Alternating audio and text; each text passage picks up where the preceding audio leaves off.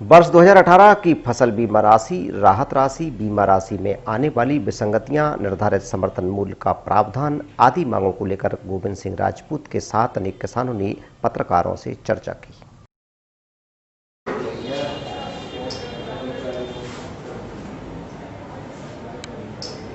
जो प्रेस वार्ता की गई उसका बताएं कैसे। देखिए, किसानों की जो समस्याओं को लेकर हम लोगों ने निरंतर आंदोलन जिले में चलाए थे।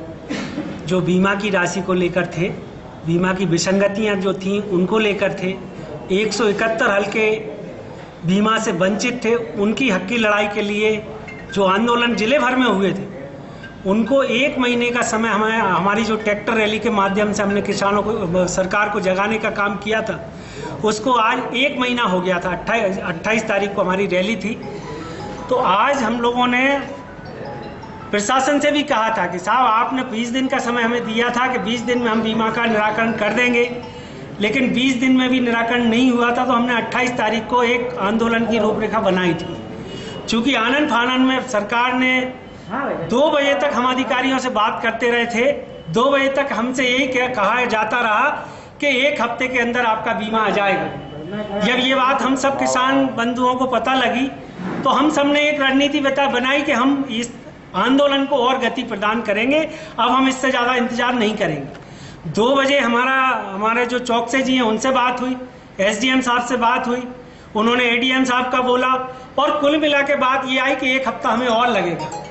तो इस वजह से हमने फिर आज तभी हमने इस पत्रकार भवन को बुक किया और यहाँ आकर अपनी जो रणनीति है, आंदोलन है, उसकी रूपरेखा तय करने के लिए आज यहाँ हम लोग पत्रकार वार्ता कर रहे हैं।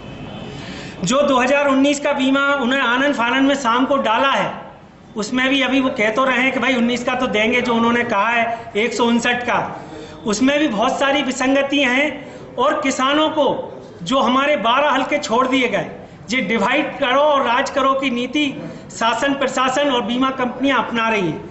हम लोगों में ही ऐसी रार पैदा कर देती हैं जिससे हम सब लोग एकजुट होकर कोई बड़ा आंदोलन किसानों का ना हो सके। ये हम सब किसानों को इस बारे में समझ में आ गया है।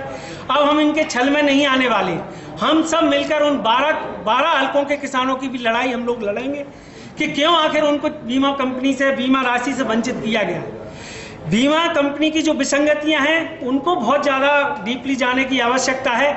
एक थ्रोशोल्ड उपज, एक शब्द उनने जोड़ दिया, थ्रोशोल्ड उपज।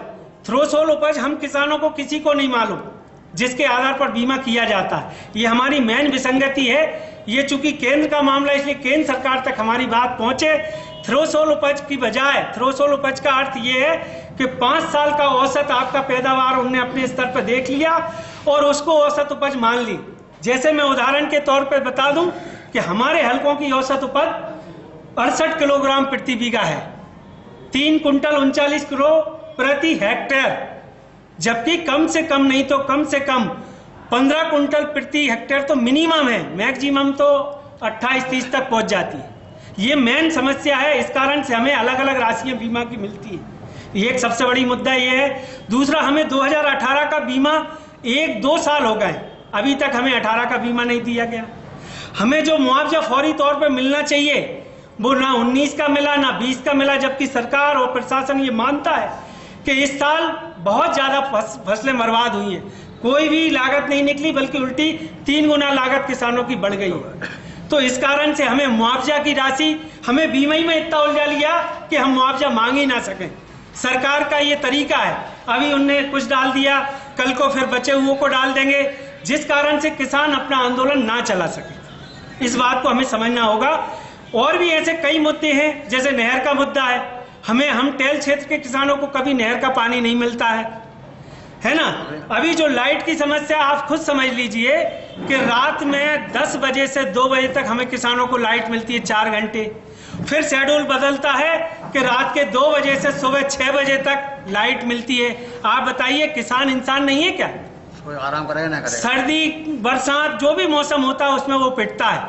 और हमारी एक मांग और भी है, बिजली कंपनी और सरकार हमें कंटिन्यू 8 घंटे बिजली दे दे, हमें 10 घंटे ना दे। इसका हमें कोई लाभ नहीं मिल रहा। हमें सुबह 8 बजे से 4 बजे तक 10 घंटे की बजाय 8 घंटे बिजली दे दे, कंटिन्यू दे दे। जो अभी बिजली दे रहे हैं उसमें 15-15 मिनट आगे पीछे काट लेते हैं, बीच में 15 मिनट काट लेते हैं। तो इस कारण से हमें बिजली का सही उपयोग नहीं हो रहा है। हम डीजल जला रहे हैं, डीजल कितना महंगा हो गया है। अभी जो हमारी और भी जो कई मांगे हैं जिनके बारे में मैं आपसे बताना चाहता हूं, और सरकार हमें 2018 का बीमा नहीं देती है और मुआवजा राशि का वितरण नहीं करती है, तो हम सब किसान चरणबद्ध तरीके से आंदोलन करने को मजबूर होंगे। अब हम पीछे हटने वाले नहीं हैं, सरकार के दबाव में आने वाले नहीं हैं। अभी हम लोगों ने तय किया है, चूंकि व्यापारी वर्ग भी किसान से जुड़ा हुआ है और कोविड-19 के कारण व्यापार भी चौपट हुआ है।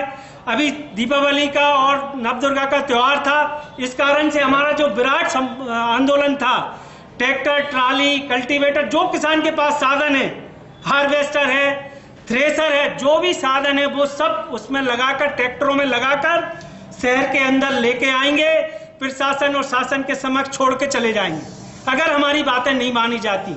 लेकिन चूंकि प्रशासन ने भी और हमारे व्यापारी वर्ग ने भी ये निवेदन किया था, भैया यही समय हमारे व्यापार का है, तो हमने उनकी समस्या को ध्यान में रखते हुए हमारे आंदोलन को 2 चरणों में कर दिया।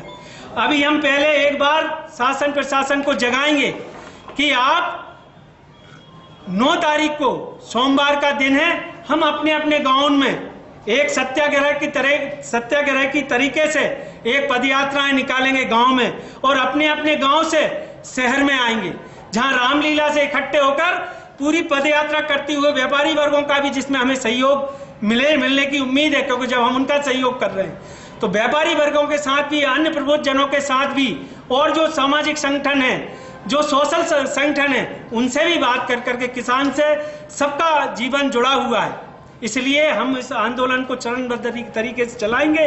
और दीपावली के पूर्व अगर हमारी मांगे जो भी हैं, मुआवजा की मांग है, 2018 के बीमा की मांग है, नहर की समस्या है, बिजली की समस्या है, अन्य जो समस्याएं हैं, अगर वो दूर नहीं हुई तो दीपावली के बाद विशाल उग्र आंदोलन करने को किसान मजबूर होगा, जिसके बारे में हम नहीं चाहते कि हमें उग्र आंदोलन करना पड़े, लेकिन मजबूर हैं।